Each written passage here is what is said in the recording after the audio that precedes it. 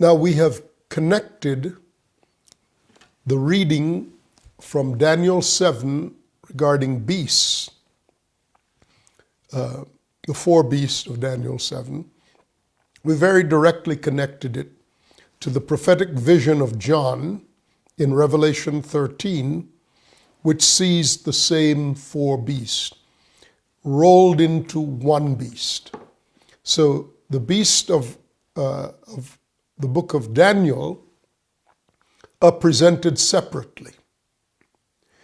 The beast, the singular beast of the Revelation 13 is presented as the incorporation of the characteristics of all of the prior beasts, of all the prior three beasts. So it's essentially an indication of three predecessors in history who now have been amalgamated into a singular expression. Now, let's go back and establish with great care the reading, the description of the four beasts from Daniel 7. And then I'll come back and continue the commentary on the reason why John sees them in the reverse order in which they appear in the book of Daniel. I saw in my vision by night, and behold, the four winds of heaven were stirring up the great sea. Daniel says in verse 2 of Daniel 7. Continuing, and four great beasts came up from the sea, each one different from the other. The first was like a lion and had eagle's wings. I watched till its wings were plucked off, and it was lifted up from the earth and made to stand on 2 feet like a man, and a man's heart was given to it. I'll read through and then I'll come back.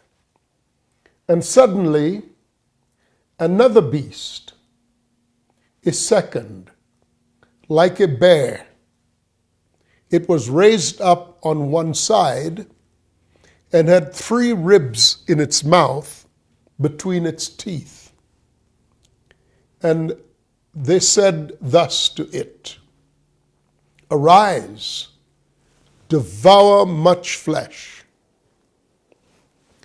After this I looked, and there was another, like a leopard, which had on its back 4 wings of a bird.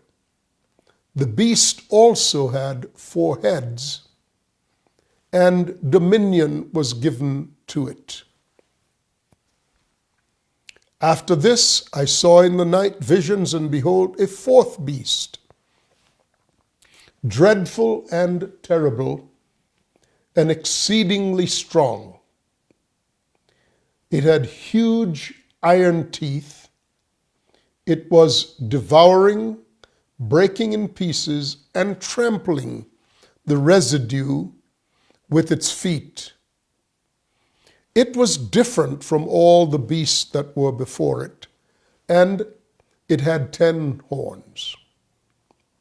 I was considering the horns, and there was another horn, a little one, coming up among them, before whom 3 of the first horns were plucked up by the roots. And there, in this horn, were eyes like the eyes of a man, and a mouth speaking pompous words. Now, I want to pause there.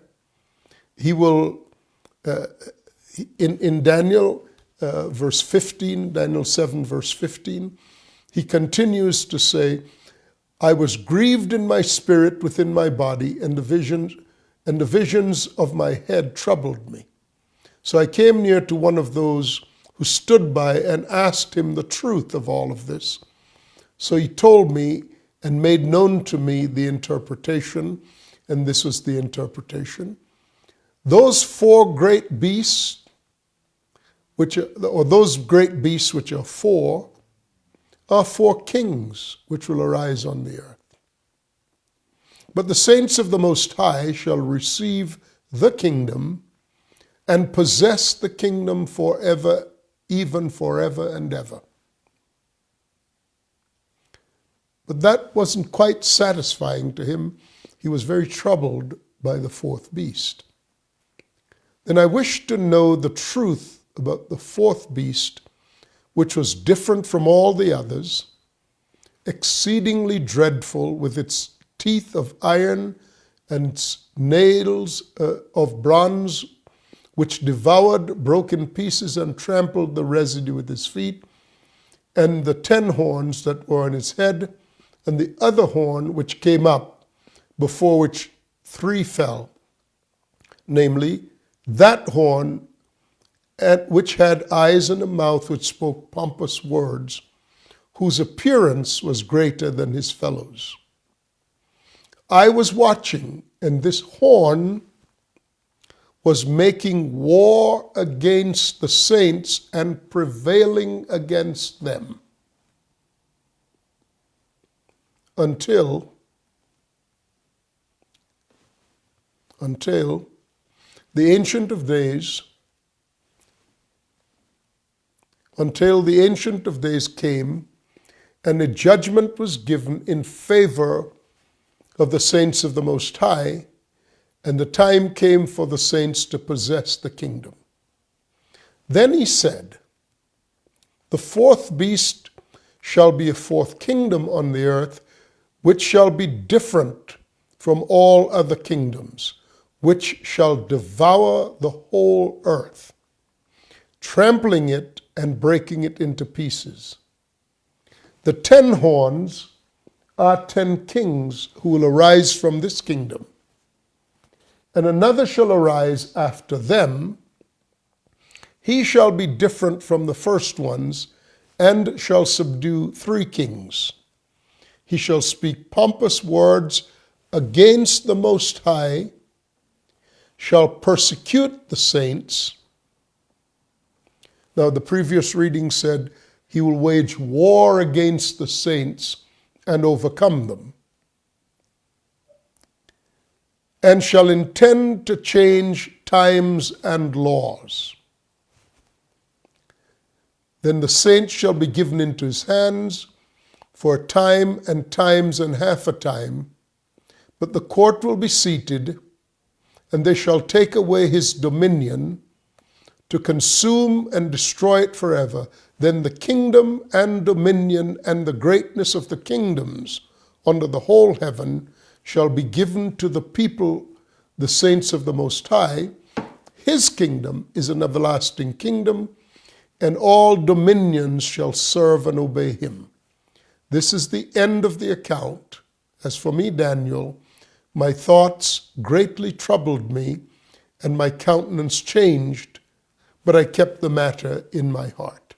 So it would appear that there was no immediacy in understanding, from Daniel's viewpoint, what these things meant, inasmuch as they were not going to affect him. These were things for the future. Now, I want to focus just briefly here on a singular aspect of what we've read, and then I'll move on, but I'll come back and unpack it in much greater detail. Because many infer that this horn, I saw the same horn was making war against the saints and prevailing against them. Now, he seems to choose to distinguish between the fourth beast, which was crushing, trampling down, devouring with his the humanity in general, and crushing and trampling down the residue that he did not devour. He was crushing and trampling them down with his feet. But then the little horn was the means by which it waged war against the saints, and the means by which he prevailed against them. Very important distinction, because we typically conflate the two. And we say that the beast will trample down the saints, and the beast will crush the saints, and the beast will devour the saints. It's the horn, this little horn, whatever it is, meaning I haven't unpacked it yet.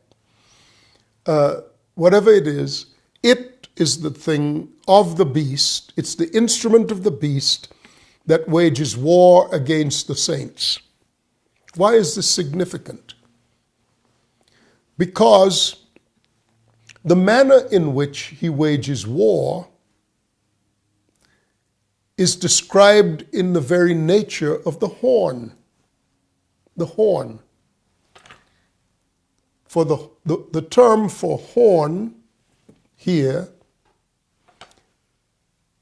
may indicate a horn on the head of an animal, which projects the power of that animal, like the horns of a Cape buffalo.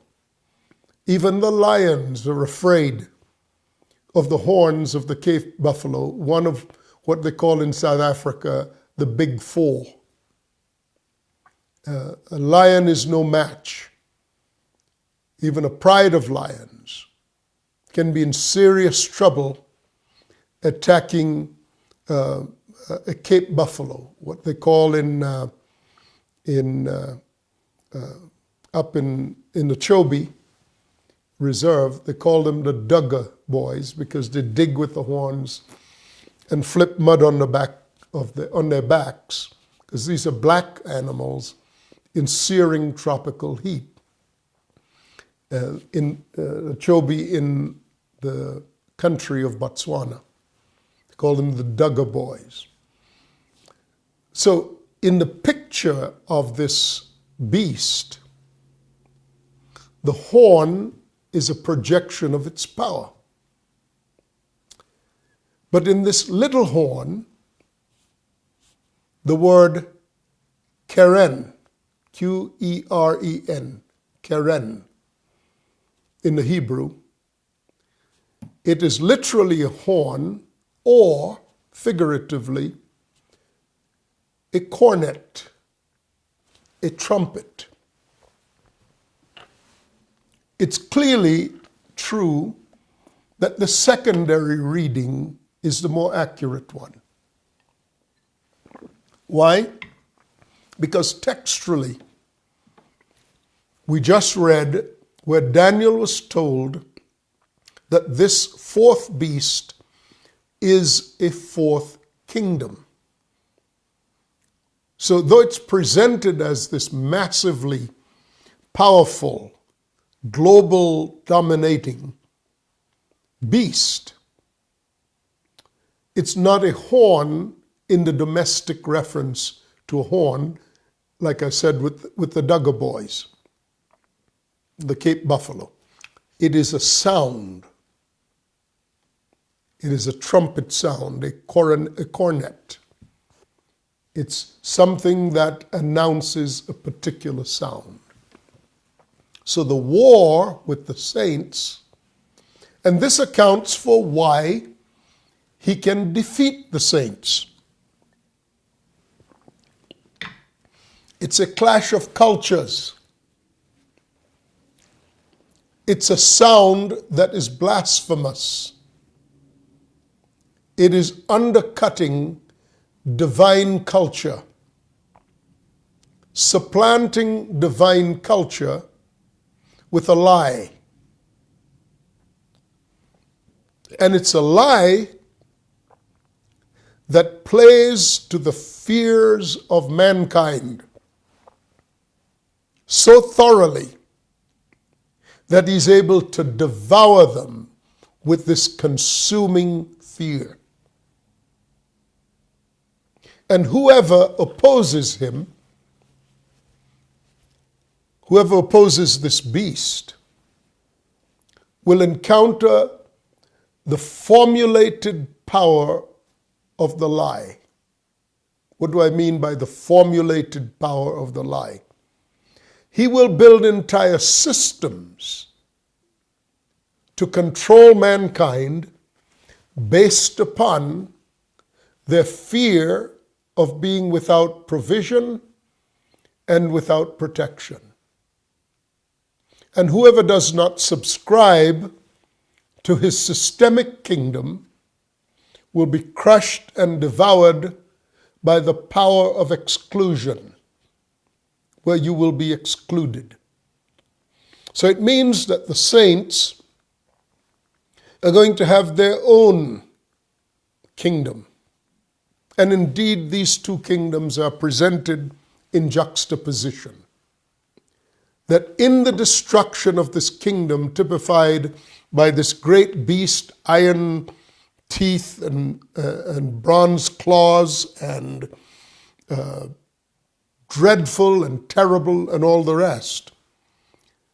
On the one hand, that has 10 horns, a little one that overthrows 3 other, which to me is the indication that this is a religious horn, because it has to speak the philosophy of the kingdom, of this kingdom. And every philosophical view of any kingdom puts any kingdom, by the way, first and foremost, any kingdom exists to put on display the nature and the character of its king.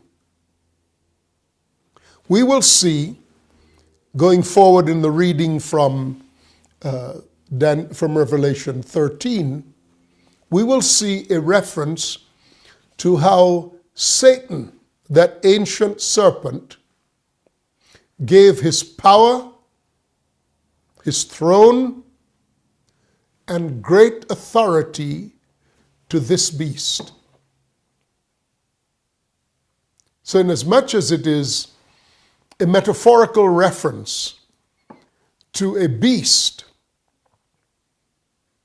practically it's an arrangement designed to put on display the one whose power it projects, and that's none other than Satan.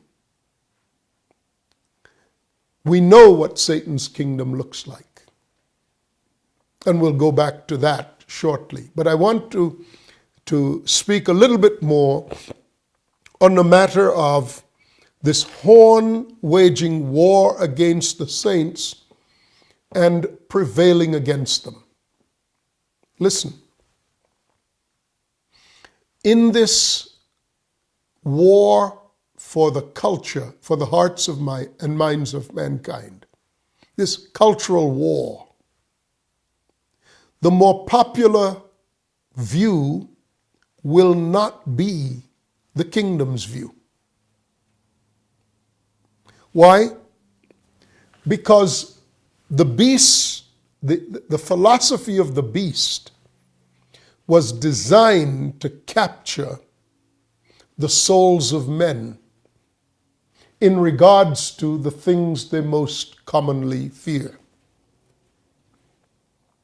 Let me explain.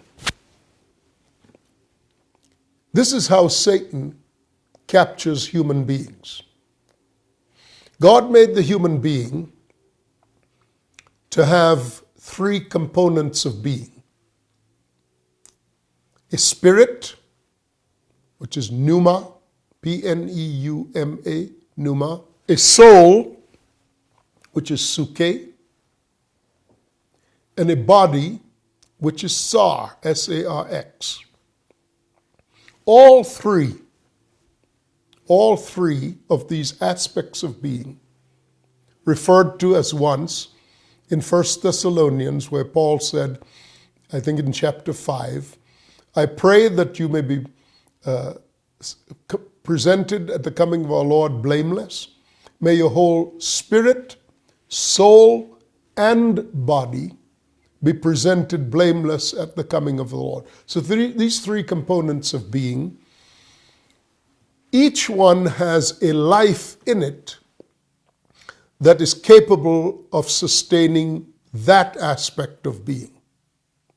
The highest order of being is the spirit, and the life within the spirit is called Zoe, Z-O-E, with the two dots over the E. Now, that life is not derived from or sustained by anything in creation.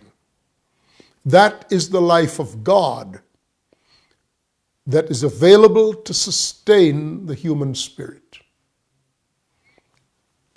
The life within the soul is called Psuche, P-S-E-U-C-H-E.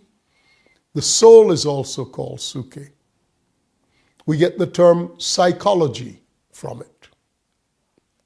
The life within the Psuche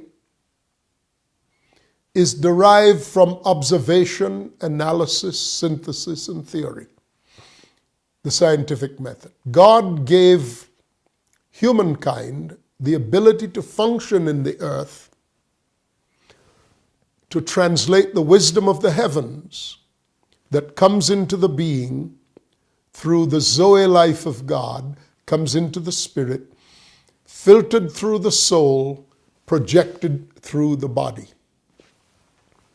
That's when the human being is in perfect, divinely arranged order. The body, the Sar, has a life in it that is called bios, B-I-O-S, and the study of which is biology, the logic of the bios. The human being takes in impulses through the five senses. Five senses are at work even at times when the person is sleeping.